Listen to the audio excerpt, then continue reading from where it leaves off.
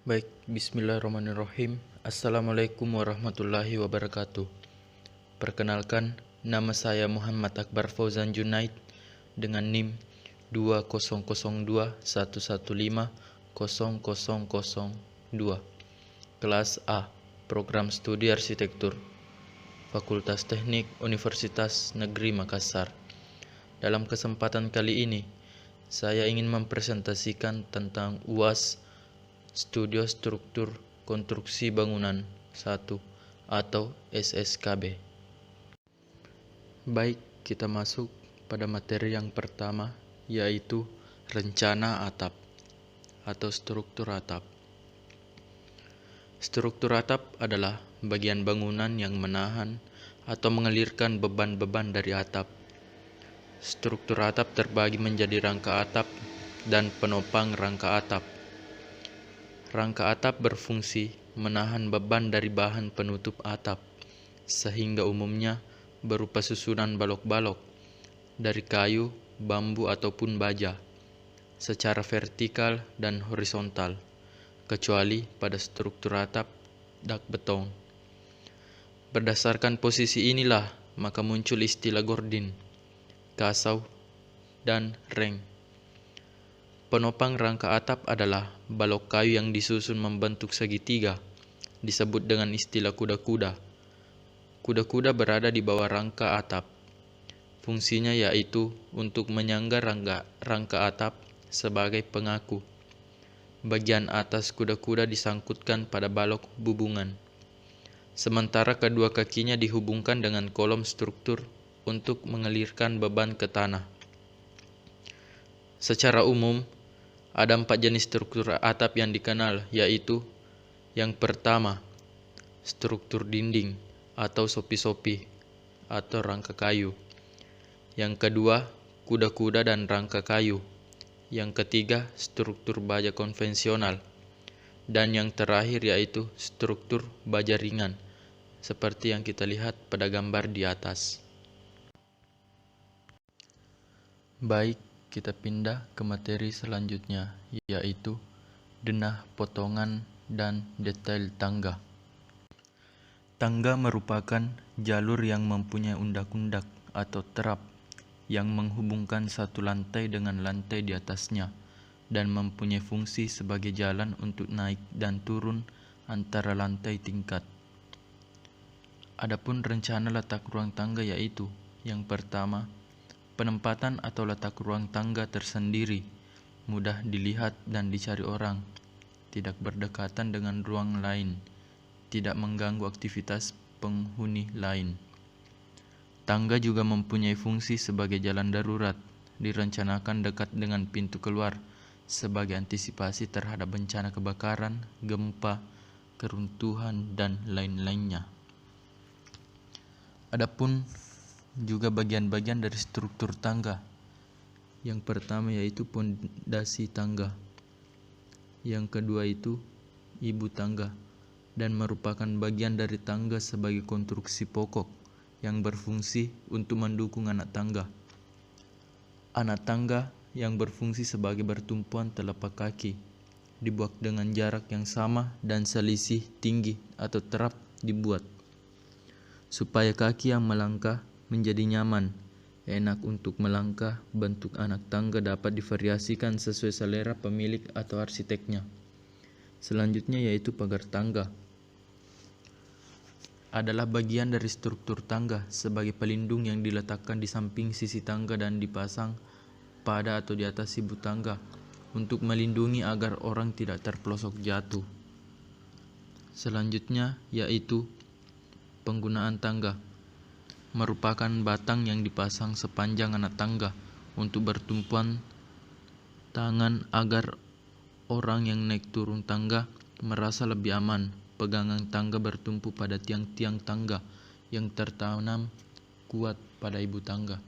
Selanjutnya yaitu bordes. Adalah pelat datar di antara anak tangga sebagai tempat beristirahat sejenak. Bordes dipasang pada bagian sudut tempat peralihan arah tangga yang berbelok. Untuk rumah tinggal, lebar bordes antara 80 sampai 100 cm dan untuk bangunan umum, lebar bordesnya dibuat antara 120 sampai 200 cm. Dapat dibuat dengan 3 model, yaitu bordes tangga lurus, bordes tangga L, dan bordes tangga U. Nah, seperti kita lihat pada gambar, menggunakan bordes tangga U. Adapun macam-macam bentuk tangga, yaitu dapat disesuaikan dengan beda tinggi lantai dan ruangan yang tersedia untuk menambah suasana yang harmonis dalam ruangan. Bentuk tangga juga sebaiknya dibuat indah dan serasi dengan interior ruangan. Dengan makin majunya tingkat kebudayaan manusia, perkembangan teknologi yang memproduksi bahan dan alat bangunan, ide para seniman, maka bentuk tangga makin lama makin berkembang, bervariasi. Bahkan dewasa ini, bentuk sudah merupakan seni tersendiri. Bentuk tangga yang umumnya banyak dipakai yaitu tangga lurus, tangga miring, tangga lengkung, tangga siku, dan tangga lingkar. Baik, kita pindah ke materi selanjutnya, yaitu rencana fondasi dan detail fondasi. Fondasi merupakan struktur perantara yang memiliki fungsi meneruskan beban bangunan di atasnya kepada tanah tempat fondasi berpijak, tanpa mengakibatkan kerusakan tanah atau penurunan bangunan di luar batas toleransinya. Nah, adapun fungsi fondasi, yaitu yang pertama, menstabilkan kedudukan bangunan. Yang kedua, mencegah penurunan bangunan atau kemiringan bangunan atau peretakan antar bagian bangunan. Dan yang ketiga atau yang terakhir yaitu meratakan penurunan bangunan. Selain fungsi, adapun persyaratan fondasi, yaitu konstruksi fondasi harus memenuhi persyaratan sebagai berikut. Yang pertama, terletak di atas tanah keras. Yang kedua, terbuat dari bahan yang keras, tidak mudah hancur atau terpengaruh lingkungan. Yang ketiga yaitu bentuk dan konstruksinya kokoh. Yang keempat, kedalamannya cukup untuk mencegah gerakan lateral. Yang kelima, tahan terhadap beban guling. Setelah itu, pemilihan fondasi. Pemilihan konstruksi fondasi harus mempertimbangkan hal-hal sebagai berikut. Yang pertama, kondisi tanah. Yang kedua, beban konstruksi. Yang ketiga, kondisi lingkungan sekitar dan waktu biaya konstruksi. Adapun jenis-jenis fondasi, yang pertama yaitu jenis fondasi dangkal, yaitu fondasi setempat atau individual footing. Konstruksi dindingnya yaitu kayu, bebannya ringan. Yang selanjutnya yaitu fondasi setempat individual footing. Konstruksi dindingnya yaitu batu bata, bebannya yaitu berat. Selanjutnya yaitu fondasi menerus. Pemanfaatannya untuk bangunan tidak bertingkat, fungsinya untuk menahan beban dinding. Posisinya di bawah dinding dan kolom bangunan atau ruang. Bentuknya menerus sepanjang dinding. Bahan konstruksinya yaitu batu bata, batu kali, batu cetak atau batako, atau plat beton. Adapun kelebihan yang dapat diperoleh oleh fondasi menerus batu kali. Yang pertama yaitu kuat dan awet, tidak terpengaruh oleh air. Yang kedua yaitu dalam bentuk terbelah, memiliki permukaan yang kasar, lebih baik untuk perekatan oleh spesi. Yang ketiga yaitu dalam bentuk untuk memiliki kepadatan tinggi, kekuatan tekan tinggi. Baik, kita pindah ke materi selanjutnya yaitu slope, kolom, dan balok. Selain fondasi, slope, kolom, balok, plat lantai, ring bal pada bangunan merupakan struktur bangunan. Juga sangat penting, sangat menentukan kekuatan dan kokohnya bangunan sebuah rumah atau kantor atau bangunan-bangunan lainnya. Untuk struktur bangunan rumah satu lantai, konstruksi strukturnya tentu berbeda dengan bangunan yang berlantai dua. Fungsi struktur secara umum adalah memikul beban bagian bangunan yang ada di atasnya. Baik, yaitu yang pertama ya slope. Slope merupakan beton bertulang yang diletakkan secara horizontal di atas pondasi. Gunanya ialah meratakan beban yang diterima kolom menuju pondasi, sehingga setiap beban yang diterima suatu kolom akan tersebar merata pada seluruh pondasi dan tidak terjadi penurunan dan pergerakan yang menimbulkan dinding retak dan pecah. Selain itu, slope berfungsi sebagai pengikat antara dinding pondasi dengan kolom. Selanjutnya yaitu kolom. Kolom adalah batang tekan vertikal dari rangka struktur yang memikul beban dari balok.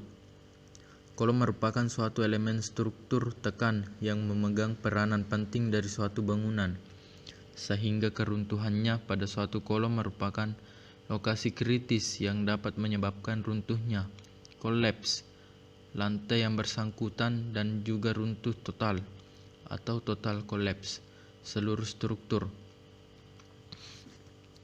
Nah, dalam kolom adalah komponen struktur bangunan yang tugas utamanya menyangga beban aksial tekan vertikal dengan bagian tinggi yang tidak ditopang paling tidak 3 kali dimensi lateral terkecil.